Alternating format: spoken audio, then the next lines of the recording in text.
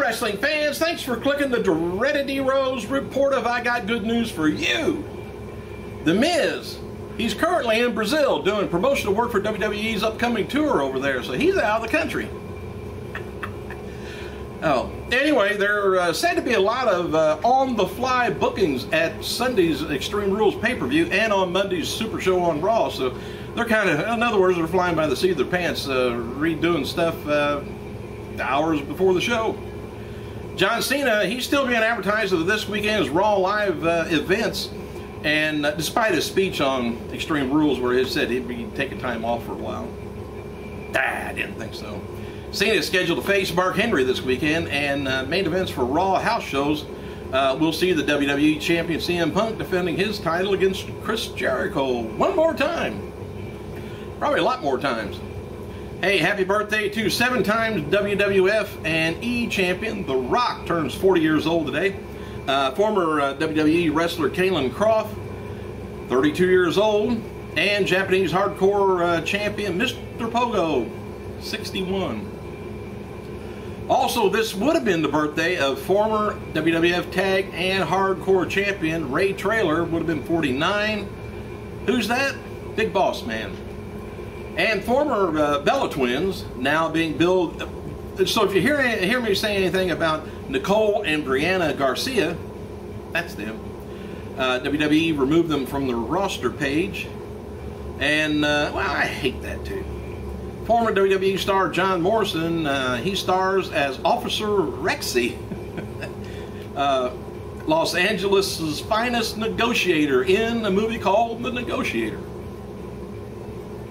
Dark main event after last night's WWE SmackDown taping in Toledo, Ohio saw Randy Orton defeat Kane.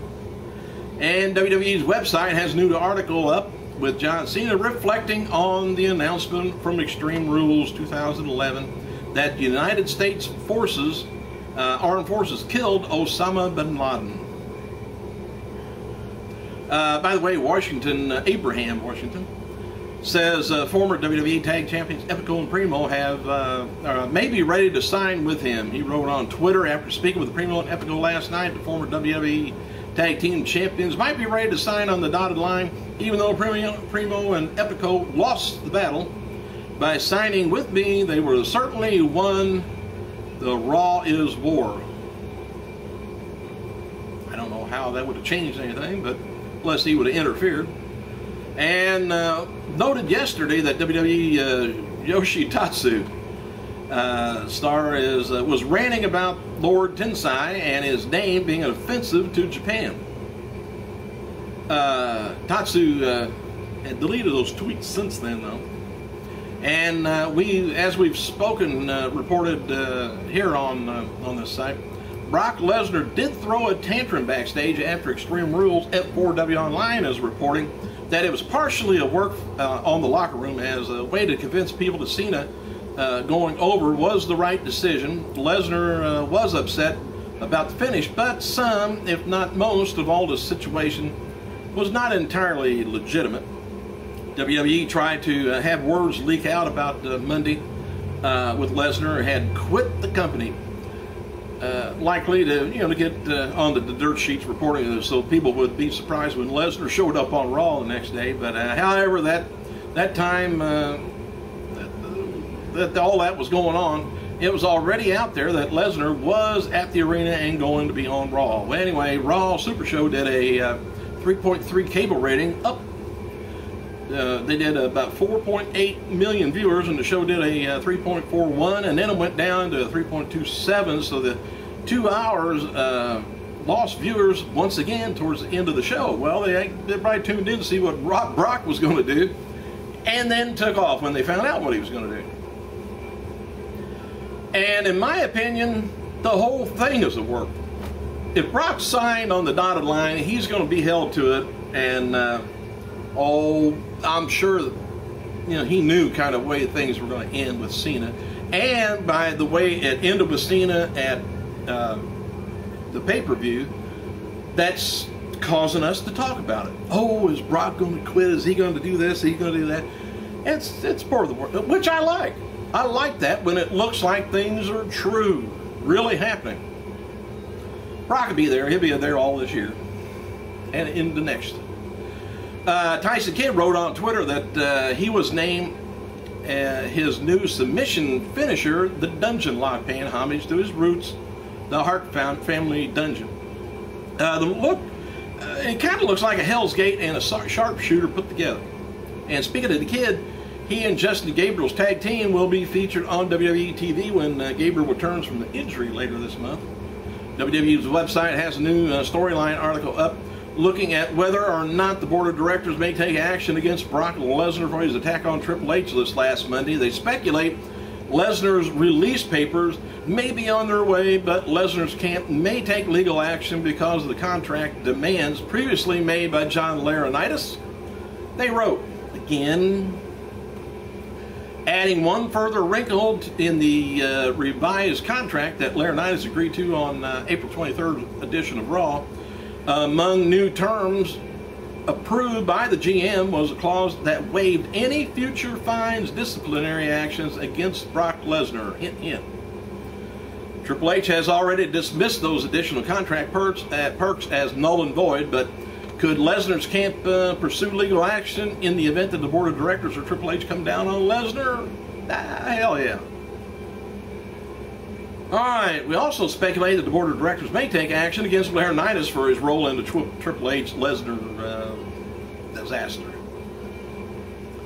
Paul Heyman wrote on Twitter about the disastrous Extreme Reunion event in Philadelphia this past weekend promoted by Shane Douglas.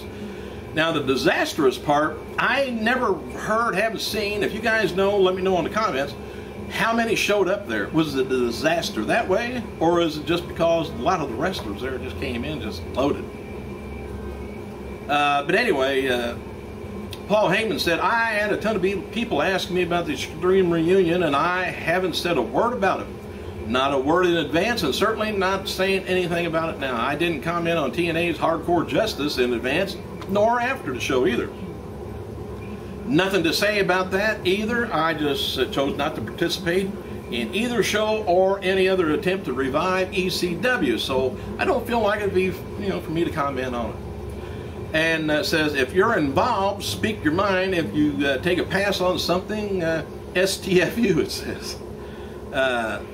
Just another voice bitching with the rest. Says, not my style. And I haven't done any conventions, no shoot tapes, no paid autograph signing, nothing wrong with them, just not my style. So I've kept my mouth shut about Extreme Reunion. And I wasn't there, so I'm not saying anything.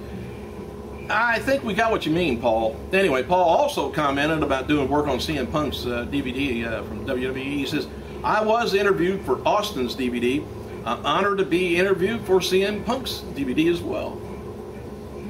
Oh, well, look who popped up here. Former WWE star Chyna spoke with CelebBuzz.com this week, talked about getting into shape for her new porn parody from Vivid Entertainment that's out this month.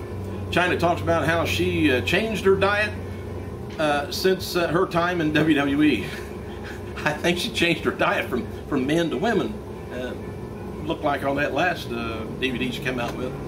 She says, first and foremost, diet isn't very important. While I was wrestling, I ate as much meat as I could. Boys could have eating contests with me, and so I could get bigger that way. Now my diet has completely changed. No salt. I crave vegetables all the time, and 75% of my body has changed due to diet and a little plastic surgery here and there. Anyway, this week's marks 5 years since WWE superstar Kurt Hawkins and Zack Ryder made their WWE TV debut on ECW as the Major Brothers. Remember that? They defeated the team of Matt Striker and Marcus Corban. 5 years later, Hawkins is in the middle of a storyline release on NXT. Ryder wrestles McGillicuddy on next week's Superstars. Have they gotten very far in this business? Hey, at least they're on TV. Get me a paycheck. Give me a paycheck. Keep me off TV. Hell, I'll go do some promoting like Miz. Not with him. Hey, regarding Brock Lesnar versus John Cena match at Sunday's Extreme Rules pay-per-view, Lesnar was reportedly told that Cena would be winning the match several weeks ago, by the way. And Cena thanked The Daily Show buddy from Cake Boss, Tiffany Amber's Thyssen, Nigel Barker, Justin Bieber, Miley Cyrus for what? Participating in the World Witch Day with Make-A-Wish Foundation this past weekend. And some of the WWE SmackDown talent, where they were stuck in Toledo, Ohio, which is just horrible to think about, this morning because the flights were delayed due to the heavy fog in that area. WWE's shop website has added new replica masks for Kane, new pendants for R-Truth and Santino Marella, plus a new headband for Zack Ryder. And they also released a Mike Tyson Hall of Fame t-shirt and re-released several retro t-shirts. And by the way, Evan Bourne has had the PICC line removed from his injured arm, but still wearing a cast. Bourne was able to do pull-ups for the very first time in 6 weeks yesterday. My question, he got it removed from his arm. I thought he had a smashed foot. Evan, I'd be getting another doctor if I was you. Or either that or you're upside down in the office. Thanks for clicking, you guys. I gotta go.